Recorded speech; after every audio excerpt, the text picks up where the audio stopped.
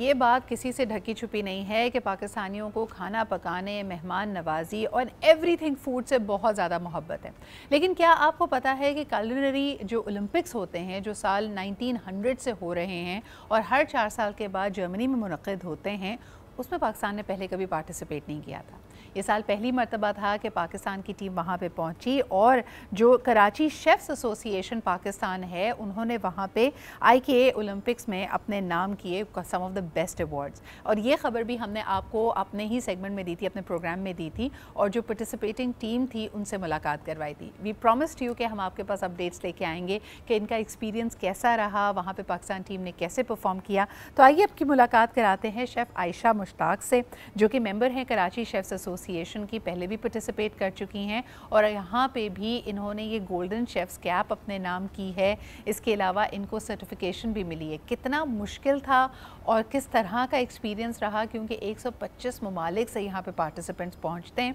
आइए जानते हैं शेफ़ आयशा से। अस्सलाम वालेकुम आयशा। वालेकुम सलाम। क्या हाल चाल है आपके? अल्लाह का शुक्र, बिल्कुल। मुझे ये बताएं कि उस वक्त तो आप बड़ी गर्मजोशी से तैयारी कर रही थी जाने की, कैसा रहा ये एक्सपीरियंस? बहुत अच्छा रहा। जो तैयारी हमने की थी उसके अकॉर्डिंगली बिल्कुल ठीक रहा। हम जब वहाँ पहुँचे तो चैलेंजेस तो ऑब्वियसली आपको पता है फेस करने पड़ते हैं बहुत सारे, यहाँ से वीज़ा प्रोसेसिंग से लेके लॉजिस्टिक्स से लेके, क्योंकि ईच एंड एवरीथिंग हमें यहाँ से खुद लेके जाना होती है। अपने टेबल का सारा सेटअप, अपना जो हमारा कुकिंग के मटेरियल, यूटेंसिल्स, हमें सब यहाँ से खुद कैरी करना होता है। लेकिन सब यहाँ के चैलेंजेस करके हम जब वहाँ पहुँचे तो वहाँ पे थोड़ा सा वेदर का, चीज़ों की अवेलेबिलिटी का चैलेंजेस काफ़ी आए, लेकिन ये कि अल्लाह ने किया, सब कुछ बहुत अच्छे से हो गया हमारे साथ। मैं ये भी जानना चाहती हूँ आयशा कि ऑब्वियसली अपने हुनर, अपने स्किल में तो आप माहिर हैं, जी, लेकिन एक नई जगह और ख़ास तौर पे जर्मनी के स्टटगर्ट जैसे शहर में इंग्रेडिएंट्स ढूंढना, समझना, लैंग्वेज बैरियर, बहुत ज़्यादा मुश्किलात बहुत मुश्किलात हैं। मैं आपको भी यही बता रही थी कि बहुत चैलेंजेस आए इवन ग्रॉसरी करने में। यहाँ पे हमारे पास बहुत सारी हेल्पिंग हैंड होते हैं कि कोई चीज़ नहीं है लेकर आ जाओ, आ गया झटपट मंगवा लो। वहाँ पे एक तो ट्रांसपोर्टेशन का प्रॉब्लम, लैंग्वेज बैरियर सबसे बड़ा। लेकिन ये कि 4 दिन हम लोगों ने, पूरी टीम ने रेस्ट नहीं किया। सही, क्योंकि जो टेबल था, आई थिंक मैंने आपको लास्ट प्रोग्राम में बताया था कि हमें हर चीज़ प्रिपेयर करके वहाँ ले जाके डिस्प्ले करनी होती है। तो वो 4 दिन जो हमारे पास थे, हम लोग फर्स्ट को वहाँ पहुँच गए थे और 5th को हमारा टेबल था। तो ये 4 दिन हमारा ग्रॉसरी चीज़ें प्रिपेयर करने में, उनको जेलेटिनाइज करने में और उनको प्लेटों में सेट करने में गुजरा। अच्छा, ये कितने लोगों का सेटअप लगाते हैं? कुछ इसके बारे में हमें बताइए कि जो कुलिनरी ओलंपिक्स होते हैं उसमें क्या क्या आपके प्रोसेसेस हैं, स्टेप्स हैं, फेजेस हैं, how is this whole layout? इसमें डिफरेंट कैटेगरीज होती हैं कंपटीशन की। एक इसमें लाइव कुकिंग का भी हो रहा होता है। लाइव कुकिंग जो कि है 150 लोगों के लिए लाइव कुकिंग हो रही होती है। इस तरह से भी होता है। हमारा था रीजनल एस्पिक एंड स्टैटिक की टेबल थी। उसमें हमने हर चीज़ कुक करके, प्रिपेयर करके, जेलेटिन करके, इसको बोलते हैं इमेजिनेशन, टेबल ऑफ इमेजिनेशन। हर चीज़ को अरेंज करके हमें टेबल पे रखना होता है। और हम लोग सुबह जो है अरीना में 4 बजे पहुंच गए थे, अर्ली मॉर्निंग 4 बजे। 4 से लेके हमारे पास 3 घंटे का टाइम वो देते हैं पूरा सेटअप लगाने का। सही। और सेटअप लगाने के बाद फिर ज्यूरी आती है, वो उसको पूरा ऑब्ज़र्व करती है कि आपने किस तरह से काम किया है। और ग्रामेज, इवन जो हमारे छोटे 1 बाइट चीज़ें होती हैं उनको इवन ग्रामेज से चेक करते हैं कि जो उनका ग्राम है 14 till 18 ग्राम, इससे ऊपर नहीं होना चाहिए। सुपर। वो चेक करते हैं। यानी बिल्कुल इंटरनेशनल स्टैंडर्ड्स की चीज़ों को, यानी जो रूल्स हैं ना, उनको ये one of the biggest culinary competition होता है ये दुनिया का। तो उसमें बहुत ही हाईली स्टैंडर्ड रखे हुए होते हैं उसको ज्यूरी के चेक करने के।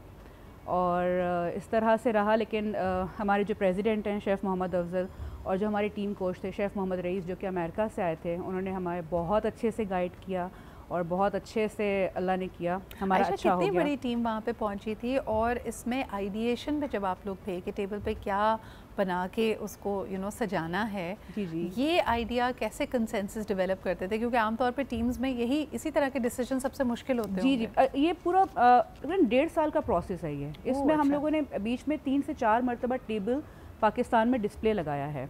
एक हमारे श्रीलंकन शेफ़ आए थे जिन्होंने हमें ट्रेन किया था इसी के ऊपर। हमने प्रॉपर पे ओलंपिक की तर्ज का पूरा टेबल लगाया था। फिर उसके बाद अगेन हमने अक्टूबर में दोबारा लगाया था। 3 से 4 मरतबा ये हम प्रैक्टिस कर चुके हैं। और मेन्यू हमारा स्टार्ट से ही फाइनल हो चुका हुआ था। लेकिन कभी ऐसा होता कि इंग्रेडिएंट्स हमें नहीं मिले।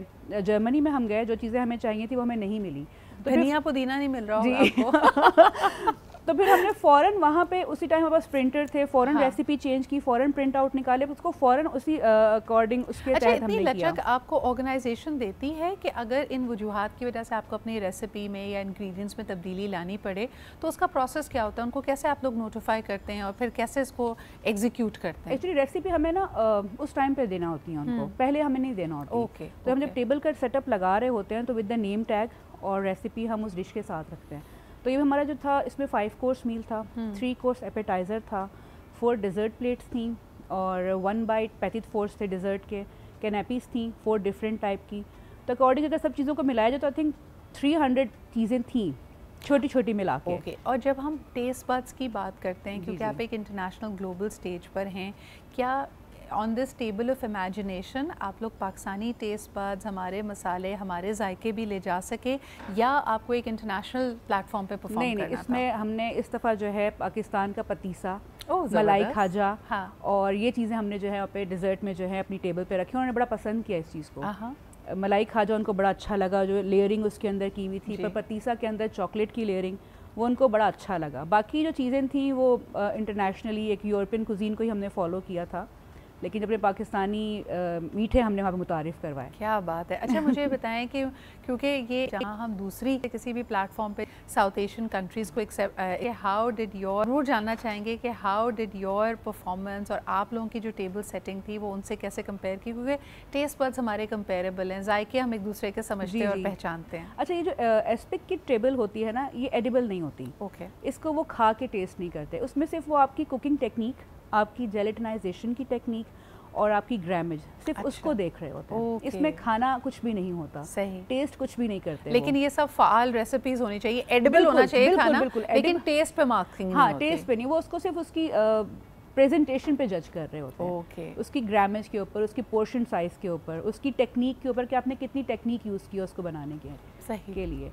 और बाकी जो कुकिंग जो टेस्ट करने वाले कंपटीशन होते हैं वो दूसरी कैटेगरी होती है, वो भी उसमें होती है ओलंपिक में, लेकिन हमारी कैटेगरी जो थी वो अच्छा, वो वाली कैटेगरी में आप लोगों ने पार्टिसिपेट क्यों नहीं किया, या उसमें कुछ रूल्स हैं? नहीं, रूल्स नहीं है, हम उसमें कर सकते हैं, लेकिन 125 गेस्ट के लिए लाइव कुकिंग करना, अभी तो हम यहाँ से बहुत चैलेंजेस आए। हाँ। मतलब पाकिस्तानी टीम को वीज़ा से लेके वहाँ पहुँचने तक, क्योंकि आपको पता है कि गवर्नमेंट सपोर्ट इसमें नहीं है।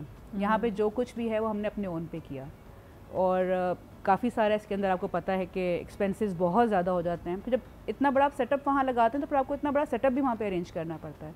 तो इंशाल्लाह ये शुरुआत है, इंशाल्लाह अल्लाह ने चाहा तो। आयशा, मुझे बताएं कि जो लोग वहाँ पे इस वाले राउंड्स में, इन कैटेगरीज में पहुँचे जिन्होंने लाइव कुकिंग की, उसमें विनर कौन रहा और उसमें लर्निंग आपके लिए क्या थी? अच्छा, ज़्यादा जो हमेशा जो एक विनिंग रेशियो रहा है वो स्कैंडिनेवियन कंट्रीज़ का रहा है। आपका ये Switzerland, Sweden, Norway, Finland gold winner वो थे इस दफ़ा। और जो हमारा जो ये कैटेगरी थी इसमें कोरिया फर्स्ट पोजीशन पे रहा, क्योंकि वो तो कितने अरसे से करते आ रहे हैं। लेकिन फॉर द फर्स्ट टाइम उन्होंने हमें बहुत अप्रिशिएट किया ज्यूरी ने, जब वो आके रिमार्क्स देते हैं, जब पर जजिंग वो पूरी कर लेते हैं तो फिर बुला के टीम को पूरे रिव्यूज़ देते हैं कि आपकी इस टेबल में प्लेट में ये था, इसको आप ऐसा कर सकते हैं, प्रॉपर रिव्यूज़ देते हैं। तो वो बहुत खुश थे हमारे काम से, फॉर द फर्स्ट टाइम के हिसाब से। अच्छा, और उन्होंने बहुत अच्छे रिव्यूज़ दिए पेस्ट्री को भी। और आपने क्या GCC, middle eastern countries, African countries भी पार्टिसिपेट कर रही थी? बिल्कुल, 110 कंट्रीज़ वहाँ पे मौजूद थी। मतलब सब मिडल ईस्टर्न भी आपके थे, आपका ये स्कैंडिनेवियन, आपके बहुत सारे कंट्रीज़ थे, बहुत ज़्यादा। आयशा, आपके लिए सबसे बड़ी इंडिविजुअली लर्निंग क्या थी? कोई ऐसी चीज़ जिसको देख के तुमने कहा हो कि यार ये अच्छा मेरा एक्सपीरियंस रहा और ये वाकई एक काम की चीज़ मैंने सीखी? एक तो एक आपके अंदर एक उम्मीद जागती है कि हम भी आज इनके साथ खड़े हैं, आज हम इस स्टेज पे हैं, तो इंशाल्लाह हम आगे और अच्छे स्टेज पे अच्छी अपनी वो कर सकते हैं, क्योंकि हमारे अंदर भी पोटेंशियल है, हमारे लोगों के अंदर भी, बस थोड़ा सा प्लेटफॉर्म नहीं मिल पाता। लेकिन अब एक विंडो खुल गई है ओलंपिक की, ग्लोबल शेफ़ की, तो पाकिस्तान में भी लोगों के अंदर एक इस चीज़ का शऊर आया है, क्योंकि पहले इन चीज़ों का पता ही नहीं था कि हो तो बहुत अरसे से रहे हैं सब चीज़ें। लेकिन अब एक लोगों को अवेयरनेस हुई है इस चीज़ की, और अच्छे शेफ़ हमारे यहाँ के जो लोग हैं, स्किल्ड लोग हैं, वो इसके अंदर आएंगे। और मैंने जो ये सीखा प्रेशर को हैंडल करना, कि एक ऑन ग्राउंड काम करना और दूसरी जगह जाके काम करना, वहाँ के सर्कमस्टांसेस को देखना और उसके अंदर काम करना। एक तो आपकी पर्सनल ग्रोथ बहुत ज़्यादा होती है, आपके अंदर बर्दाश्त बहुत ज़्यादा आती है, चीज़ों को लेके चलना, और उनको एग्जीक्यूट करना।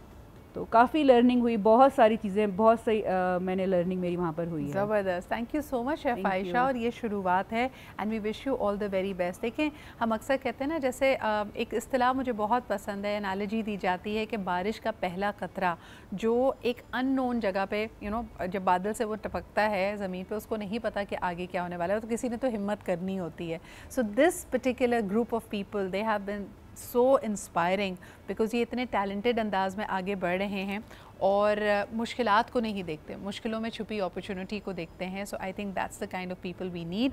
और इनको हाईलाइट करने का मकसद ये भी है कि मुख्तलिफ स्पॉन्सर्स और ख़ास तौर पे गवर्नमेंट की तरफ से जब हम सॉफ्ट डिप्लोमेसी की बात करते हैं, जब हम पाकिस्तान के खूबसूरत चेहरे की बात करते हैं, उस खूबसूरत पर्सपेक्टिव की बात करते हैं जो हम दुनिया में दिखाना चाहते हैं, उसमें यही कल्चरल एस्पेक्ट्स कि आपका खाना, आपका पहनावा, आपकी मौसीकी, ये बड़ा अहम किरदार अदा करते हैं। सो वी विश के हुकाम बाला इसको नोटिस में लेंगे, गवर्नमेंट की तरफ से भी सपोर्ट आएगी।